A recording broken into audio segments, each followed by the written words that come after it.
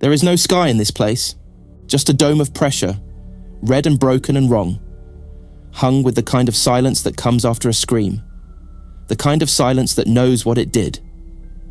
We open here, on the surface of a world that doesn't remember peace, where light has been leaking for hours, maybe years.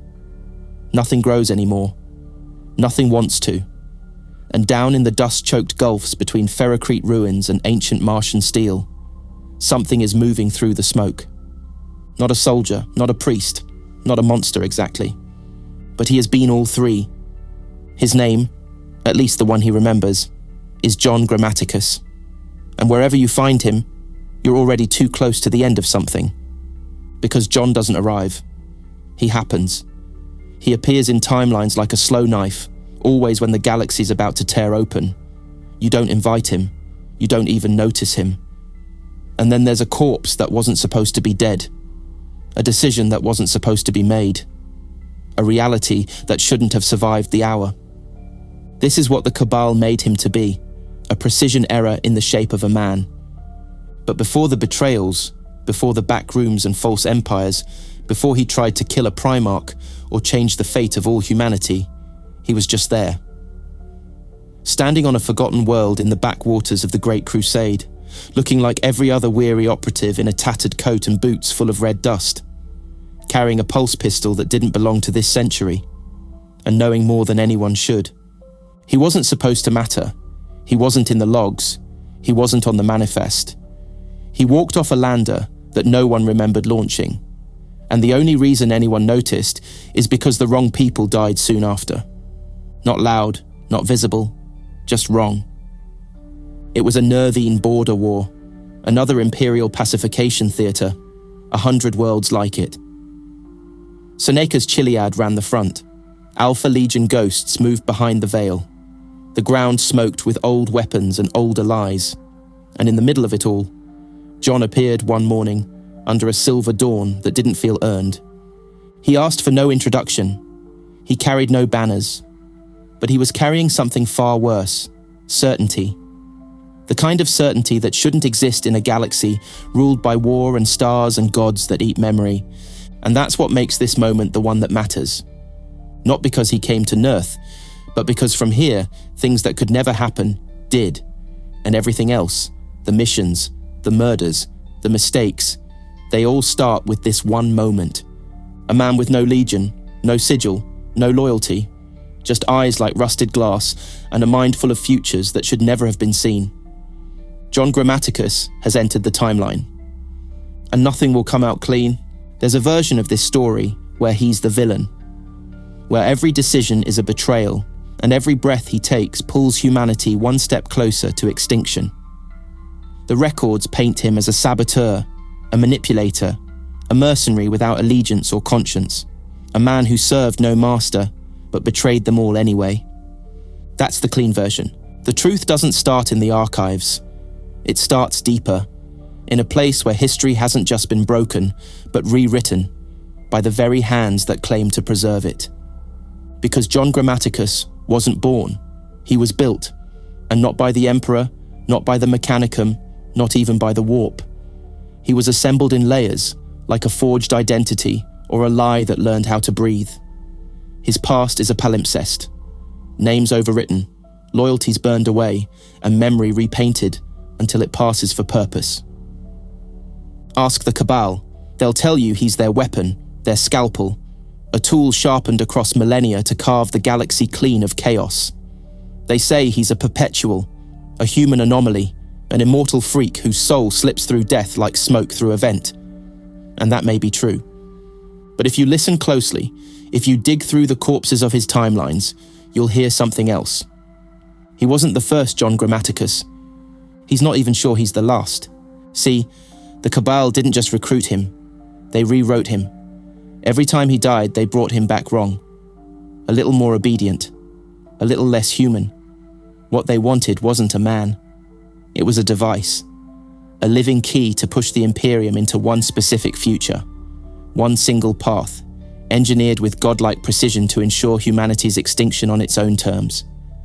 Because the Cabal doesn't hate chaos, they fear it, and in their minds, The only way to win is to vanish.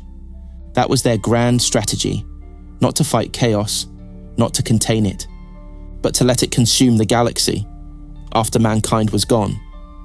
They told John this was mercy. They called it necessary. They said he would understand. He never did. The first time they resurrected him, he came back screaming. The second, he remembered the faces of the soldiers he'd murdered. By the fifth, he had stopped asking questions. And by the 10th, he didn't even care if he was human anymore. Because the Cabal didn't need him to be human. They needed him to obey. And for a while, he did. He passed between worlds like a ghost, following the threads of a prophecy no one else could see. He assassinated psychers. He sabotaged Legion deployments. He whispered to people who thought they were dreaming until their nightmares turned real. He didn't fight for the Emperor. He didn't fight for Horus. He fought for a third vision, a future designed not to survive, but to fade. And then something broke. It wasn't a mission gone wrong. It wasn't betrayal. It wasn't fear. It was guilt.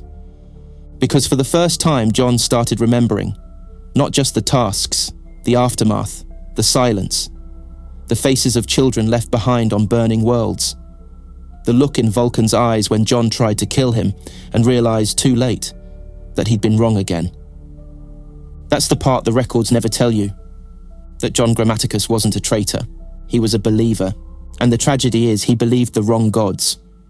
They called themselves Watchers, silent architects of the galaxy's hidden currents.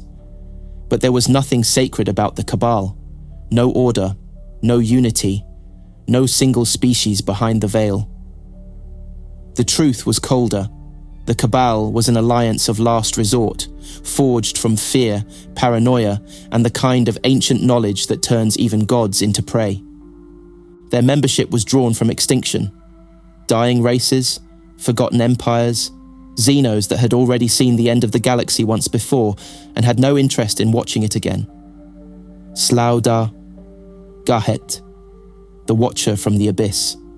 Fragments of defeated peoples. Minds broken into strategies. And their doctrine? Let humanity die. Not in one scream, but in millions. Not in defiance, but in design. Because to the Cabal, humanity was a flare, a psychic wildfire burning too fast, too hot, too bright. A species that would either bend the warp into submission or tear the veil open from the inside. Either way, the result was the same. The galaxy would fall into ruin and chaos would win. Unless, they said, that same fire could be choked out at its source. The Cabal didn't want to stop Horus. They wanted him to win. That was the plan. Let the War Master turn against terror. Let him murder the Emperor on the Golden Throne. Let the Imperium fall screaming. Let 10,000 years of darkness consume the stars. And then, only then, let Horus rot. Let chaos devour him from the inside out. Let it burn itself out like poison starved of air. Let it collapse into itself, a fire with no kindling. No Imperium, no resistance, no psychic beacon on terror drawing demons across reality. Just silence, just extinction, just peace. That was the shape of the Cabal's mercy. And John was their agent, not their equal, not their member, not even a true believer. Just a tool, conditioned across centuries, brainwashed through resurrection, steered like a ship through timelines they alone could see. He wasn't given choices, he was given vectors. Kill this Primarch, warn that general. Sabotage the one hope the Imperium has of surviving the storm. Each step, a stitch in a death shroud the Cabal had been sewing since the Age of Strife. And at first, it worked. John was efficient. His conscience had been chemically erased. He wore new names like armor. He walked into strategic strongholds with impossible clearance and left behind nothing but confusion and funerals. But for all their brilliance, for all their ancient minds and flawless models, the Cabal made one mistake. They didn't understand what it means to be human. They thought they could mold him, cut him apart and reassemble him like a logic engine. But John was never just meat and mission parameters. He was something messier, something slower, something dangerous. He remembered, not everything, Never clearly, but enough. Enough to start asking questions. Enough to start hurting. Enough to realize that even if the Cabal was right, they were still monsters. They wanted to kill hope before hope could rot. And John, for all the blood on his hands, couldn't do it anymore. The Cabal had made him their scalpel, but they forgot what happens when a blade slips. To understand John Grammaticus, you have to start with what he is, not who. Because John is a perpetual, not an accolade, not a rank, not even a mutation, just a condition. An error in the code of life, carved too deep to be corrected. He can die, often violently, but death doesn't keep him. It spits him back up, resentful and raw, like it regrets the taste. He doesn't heal. He resets. Everything that breaks comes back together wrong. Scarless, but never unchanged. The Imperium would call it heresy. The Mechanicum would call it sacred anomaly. The warp has no name for it, because the warp cannot claim him, not entirely. He is outside the pattern, a soul that slips the leash, and that makes him dangerous to everyone. The Emperor knew this, Malcador knew this, and they were not the only ones. The Cabal didn't find John by chance. They built him out of someone they could no longer control. The man he was, before the name, before the lies, died. His soul didn't. That was the gift, or the curse, or both. No one agrees on where Perpetuals come from. Some say they are relics of the dark age of technology, survivors of experiments that broke the natural order. Others believe they're psychic anomalies, echoes of an evolutionary step too powerful to be allowed. And there are darker theories, that Perpetuals are fragments of something older, some proto-human myth scattered across time like seeds. Whatever the truth is, it doesn't matter. Because being a Perpetual doesn't mean you're wise, or powerful, or even useful. It means you keep coming back, long after you've stopped wanting to. John remembers dying, the gasping, the darkness, the crush of lungs refusing to fill, the screams, his own or someone else's, and the slow, impossible return, vision like oil over glass, skin like frostbitten leather, the bitter taste of rebirth. And every time he came back, the memories frayed a little more. Names unraveled, faces blurred. It wasn't just his body that got wiped clean. It was everything that made him him. Eventually, even death stopped meaning anything. And that's when the Cabal claimed him, when he was blank enough to shape, still human enough to pass, but broken enough to never fight back. That was the plan. But there's something they didn't count on. Perpetuals remember in ways that go beyond synapses. John didn't just know the past, he felt it. Dreams of cities he'd never seen, regret for people he never met, his own screams echoing across time from lives he couldn't recall. It all came back, not cleanly, not usefully, but viscerally, like burns on a hand that didn't exist anymore. The Cabal thought they'd built a tool immune to time. What they'd built was a man poisoned by it. He walks through reality like a ghost carrying every version of himself behind his eyes. Not memories, imprints. Trauma layered over identity until it hardens into instinct. And at the center of all of it, the same question pulsing like a tumor. If you never die, what's the point of anything? John never found an answer, but he never stopped trying. That's the tragedy of being a Perpetual. You don't become a god. You just get more chances to fail. There was no ceremony, no thunder, no revelation, just the hiss of vat seals opening in a cold room somewhere between stars, and a man awakening into a body that didn't feel like his. They called it a rebirth. But it wasn't birth, it wasn't even resurrection. It was a restart. His name was John Grammaticus again. But only because the Cabal said so. He hadn't chosen it. He didn't remember why it mattered. He sat up on a slab that smelled like disinfectant and cooling meat, and every instinct he had told him this wasn't the first time. The chamber was sterile, the lights too bright, the air tasted of solvent and cold metal. There were no windows, no clocks. No way to know how long he'd been dead, or what version of him they'd brought back this time. A mirror waited in the corner. He didn't look, because he already knew the face in the glass wouldn't belong to him. The process wasn't alchemy, it wasn't sorcery, it wasn't even Mechanicum standard biotech. It was older, colder, some combination of technologies from the darkest epochs of human expansion, stitched together by minds so ancient they no longer considered morality part of the equation. The Cabal had perfected it over millennia, not healing, but rewriting. They could edit a man like a manuscript, fix errors, cut out doubts, remove inconvenient loyalties, add new ones. Every time John died, he was recompiled, and every time he came back a little different.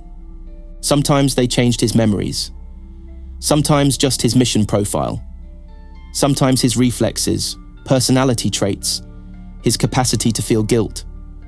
He was a prototype for a kind of warfare no one else could fight, a human mind loaded with the obedience of an algorithm and the instincts of a field agent. They didn't call him agent, that implied choice. They called him field vector. They built him to disappear into time, a living bullet fired into critical events, timed to detonate in exactly the right moment. But John wasn't a bomb. He wasn't clean.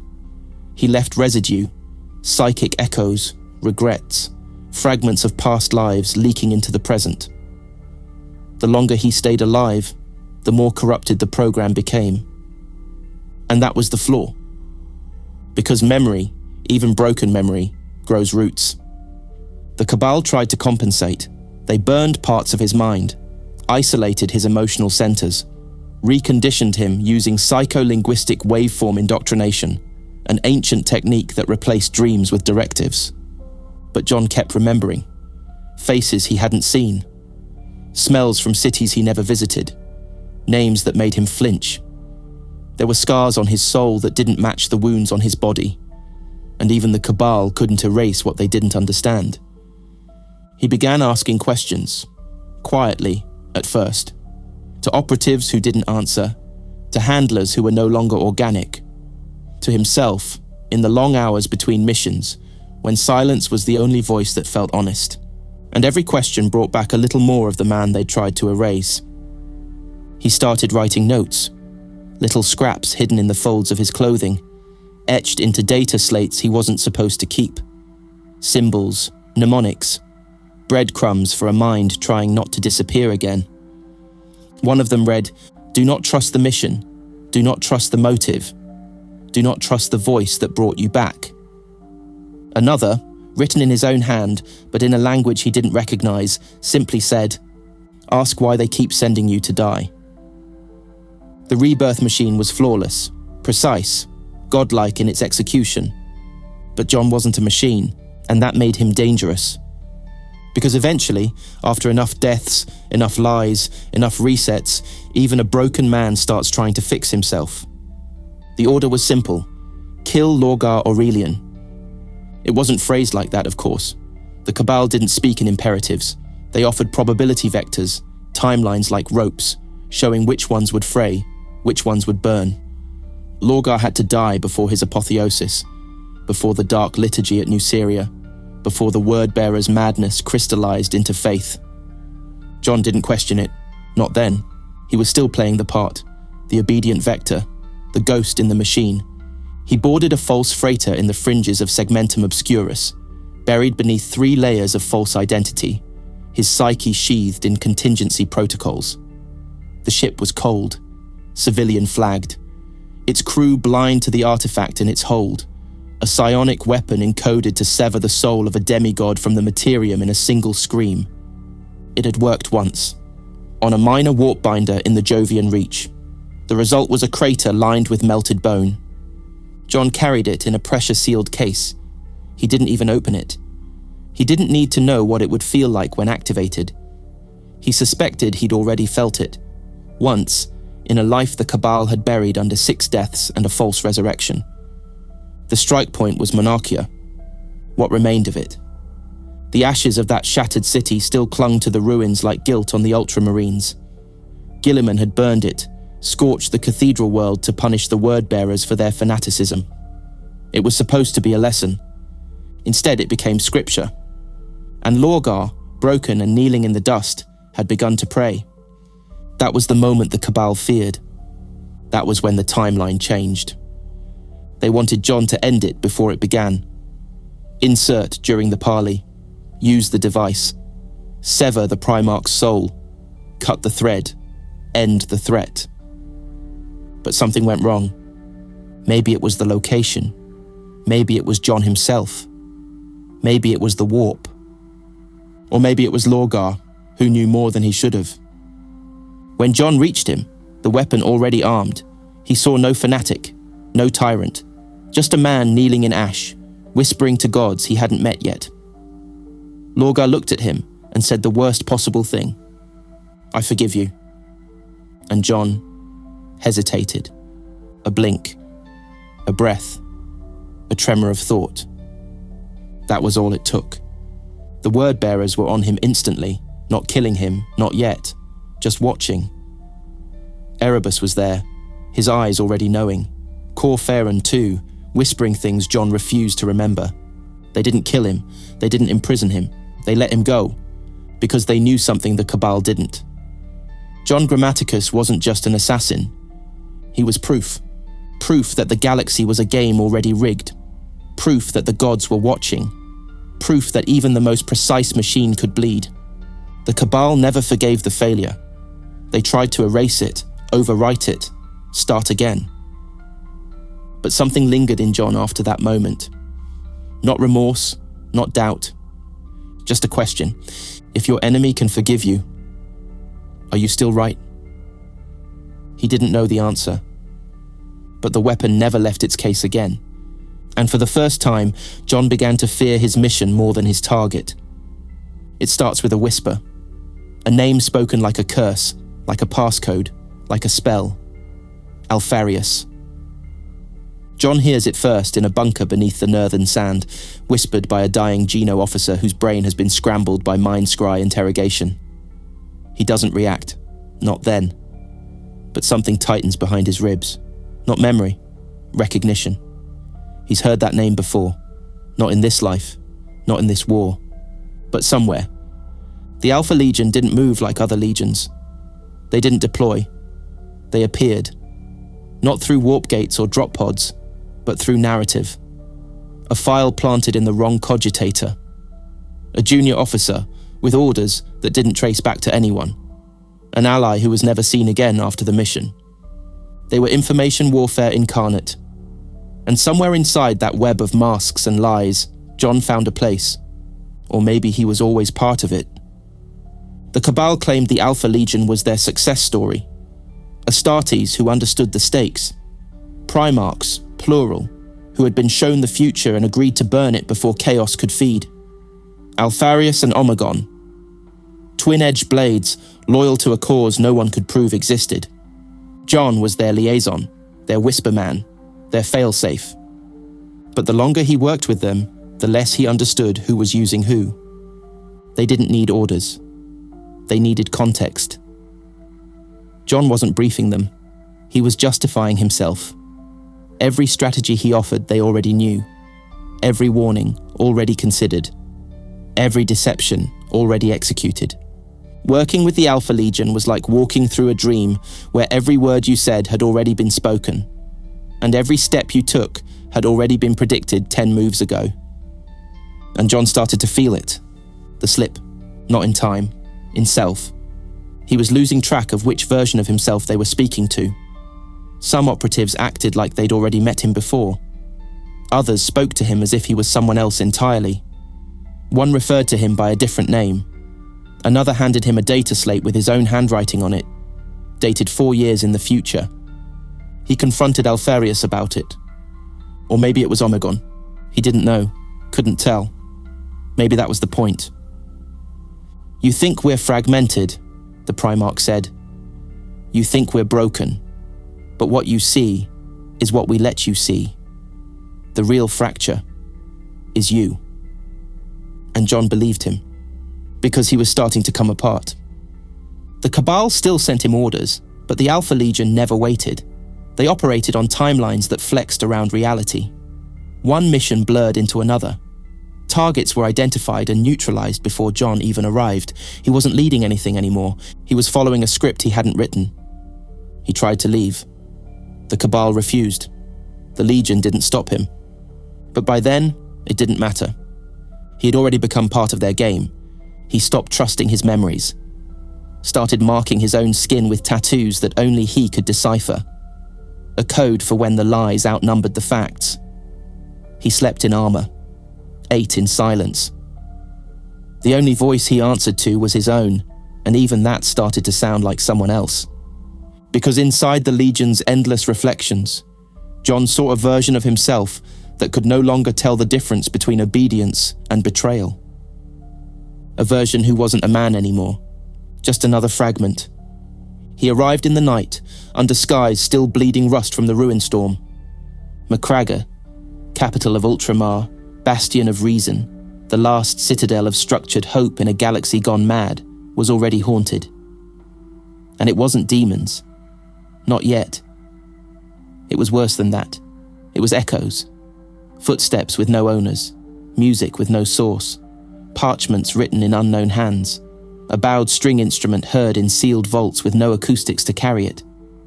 The avenging sun had ordered silence, vigilance, control. But behind closed doors, the whispers had already started. There's something walking the fortress. It wasn't long before those whispers named him. John didn't come here with clearance. He came with cause. The Cabal had long abandoned him, but their warning still echoed in his bones.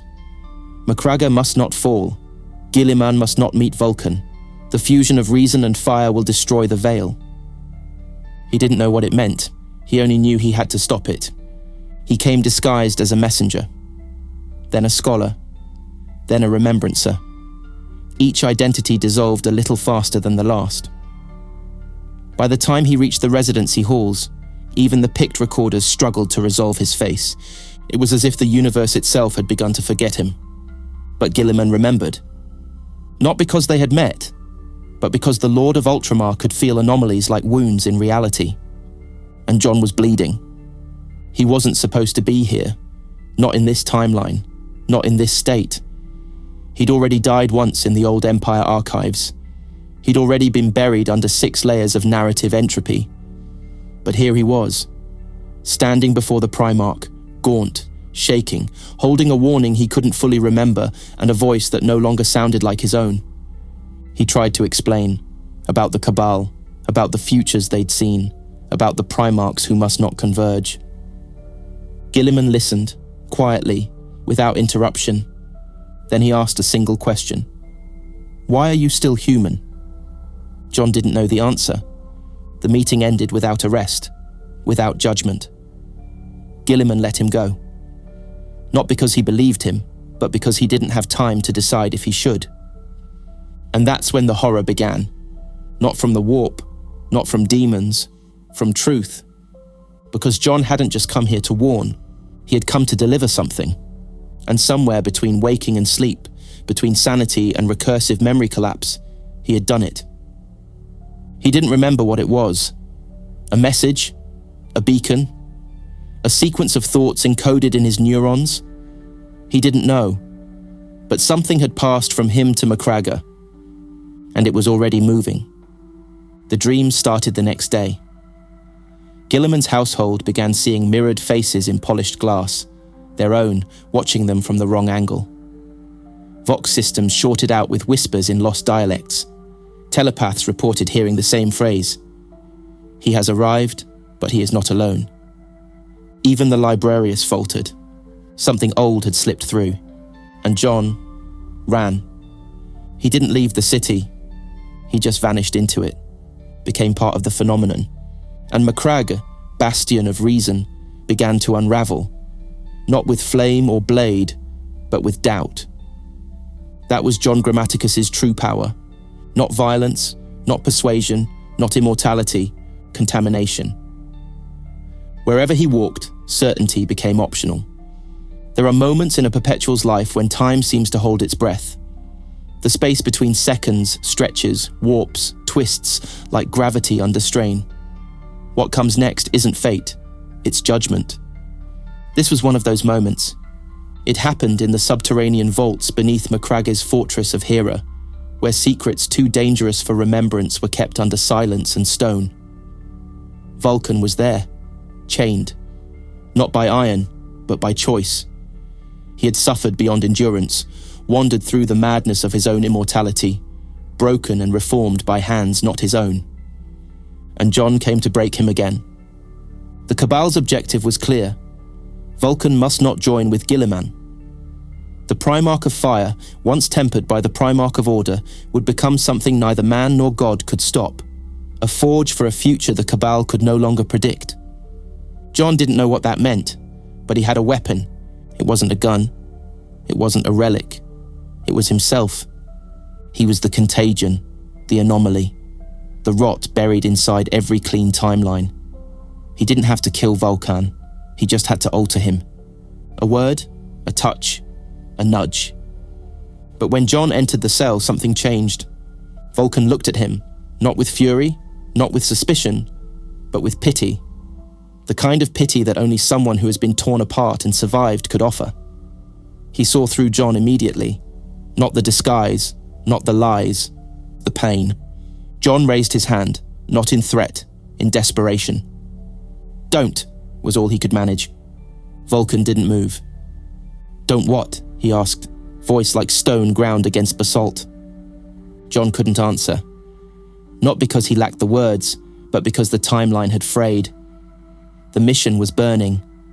Every possibility he'd been given by the Cabal, every projected outcome, every string of logic, it all fell apart in the presence of a man who refused to hate him.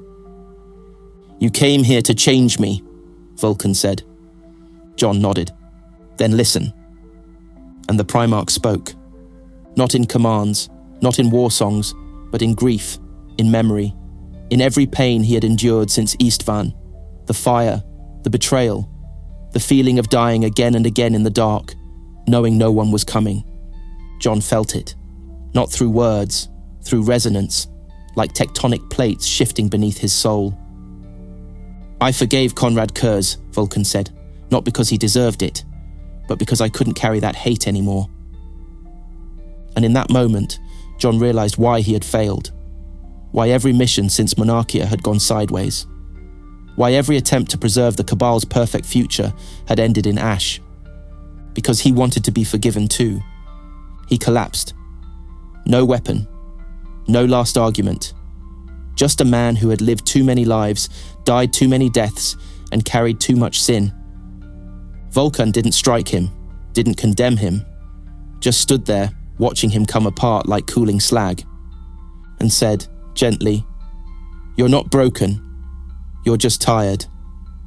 That was the beginning of the end.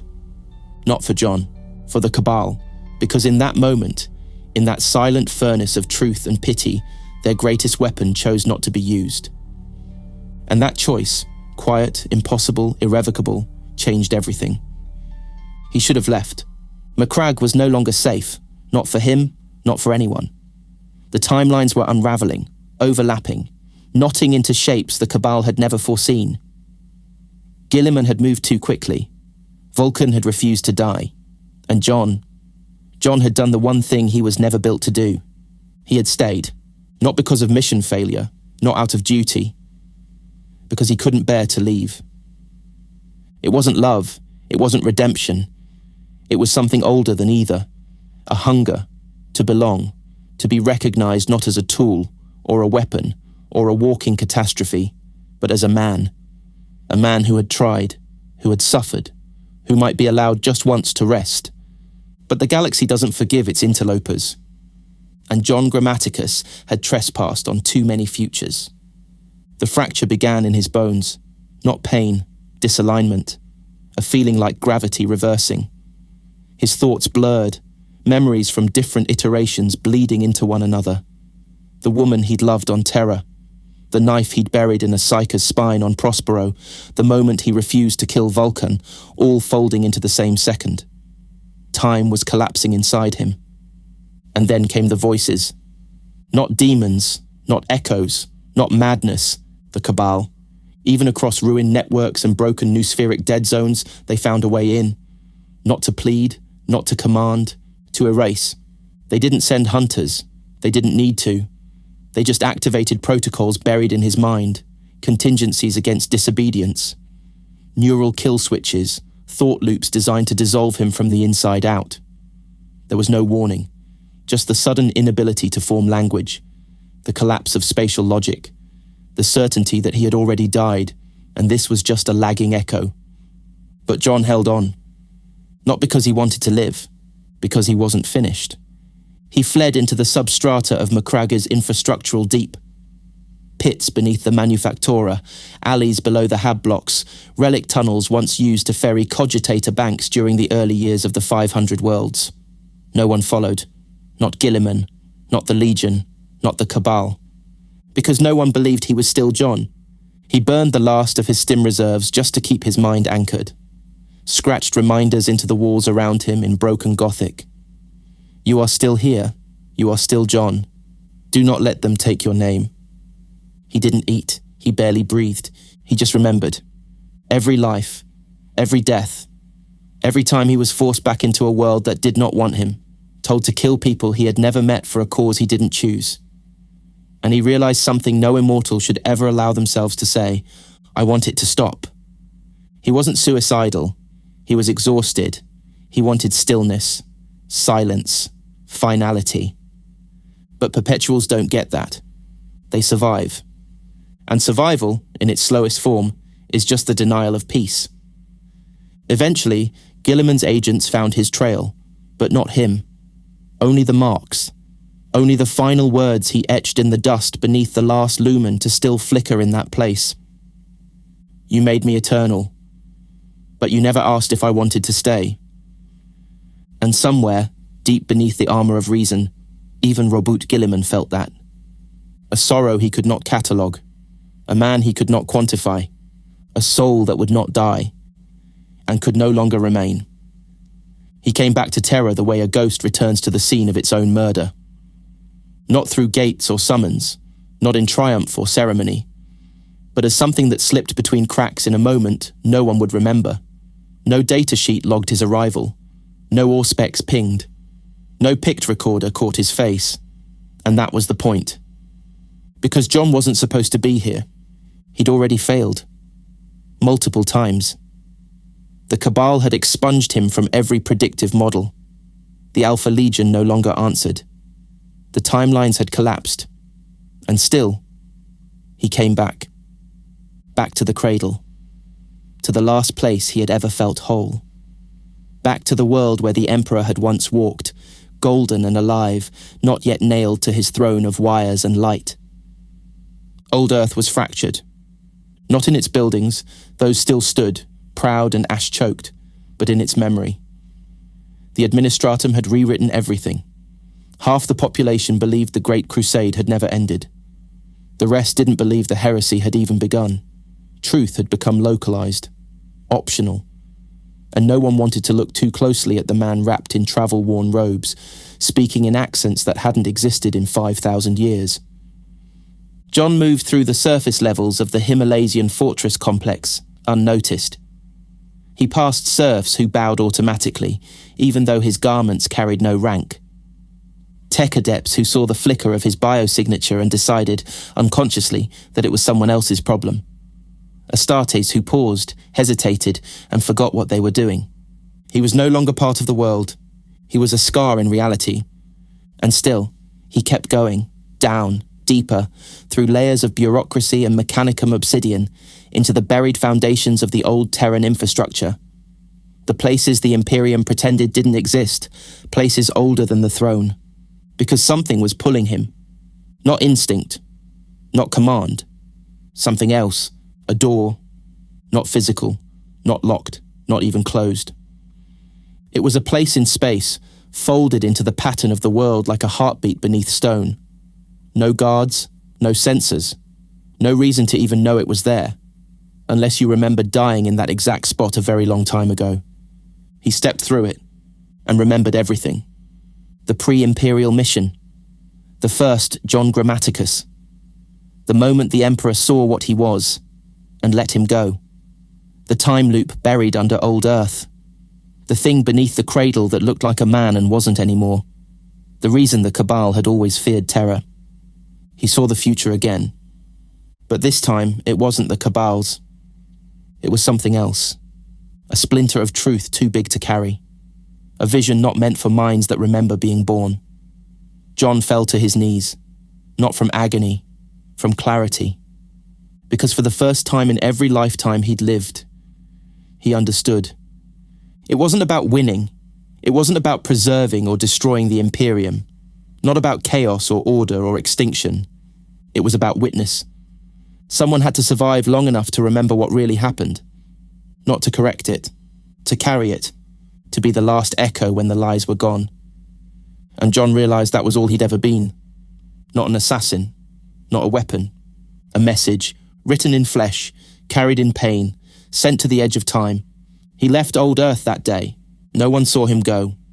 But somewhere, the machine spirit of a long-dead data loom blinked, sputtered, and recorded a single line of corrupted script. He walked through the center of the storm and remembered what it cost. There's a word they used to describe him. Traitor. Whispered in death orders, scrawled in Legion blacklists, spat from the mouths of operatives and lords who only ever saw the blood, never the reason. He's been called worse, but that word always stuck. Not because it was accurate, but because it almost fit. Because treason assumes belief. Assumes you had something to betray. John never had that. Not really. What he had was conviction. Transplanted, overwritten, rebooted. What he had was purpose, engineered like a weapon and worn like a uniform. And what he had, more than anything, was doubt. Doubt that deepened every time he came back. Doubt that shaped his every breath, every step, every betrayal that wasn't quite won. The first time he turned on the Cabal, it wasn't dramatic. He just didn't pull the trigger. The second time, he walked into a meeting he was meant to sabotage and said nothing. The third time, he rewrote the mission file. A line here, a coordinate there. The fallout took years to register, but he felt it in his bones like a wound that had never healed. Treason? This was remission. The slow decay of obedience in a man who had seen too much and was still expected to play dumb. It didn't happen all at once. It came in moments, watching Astartes die for goals they would never understand. Hearing the prayers of civilians as they burned for strategic necessity. Watching Vulkan choose mercy over vengeance and realizing the galaxy was still capable of making him feel shame. And then came the final break. Not with the Cabal. That had already rotted away. With the idea that anyone knew what they were doing anymore. The Alpha Legion claimed insight. Guilliman claimed reason. Erebus claimed destiny. Even the War Master, once a brother, now a cipher of fury, claimed that all things must burn so something better could rise. But none of them stopped. None of them listened. And John, in all his broken lives, couldn't find a single future where the fire didn't swallow the light. So he did the only thing he could. He began to disappear. Slowly. Strategically. A ghost exfiltrating the narrative. He stopped answering the Vox. Burned the last of his identification codices. Refused resurrection orders. Deleted himself from every living index. Not out of cowardice. Out of refusal.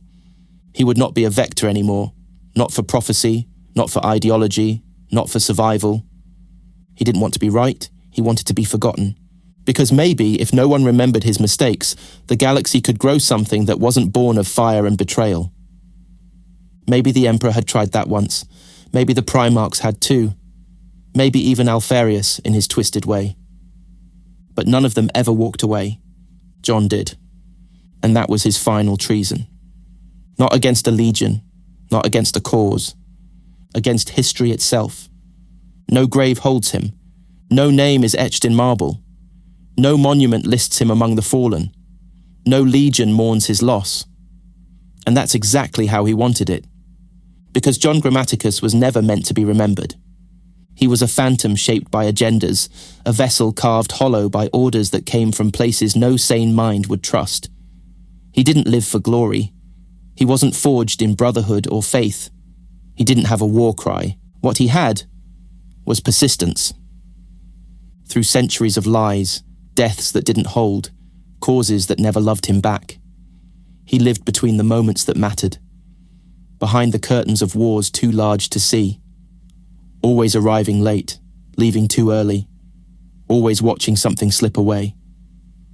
But if you look closely, beneath the debris of history, between the footnotes of the heresy, you'll find shadows that don't match the light, decisions that don't track, agents who vanished, messages that reached their destination but were never sent. Those were him, not a legend, not a myth, a flaw, a single strand in the weave of the Imperium, frayed, burned, rewound, and hidden. He outlived most of them. The Primarchs, the Cabal, the Age of Reason, the promises of unity, and the terror of chaos. He watched them all fall into cycles they couldn't break, and in the end, he broke himself trying to stop it. He's still out there, maybe. Or maybe not. Maybe he found what he was looking for, a place without prophecy. A silence too wide for gods to speak into. A future without him in it. If so, he didn't leave behind a trace. Just this, a moment of pause. A question that lingers after the battle is over. A space where the hero should be, and isn't. Because this galaxy never needed a savior. It needed a witness, someone to remember what it cost.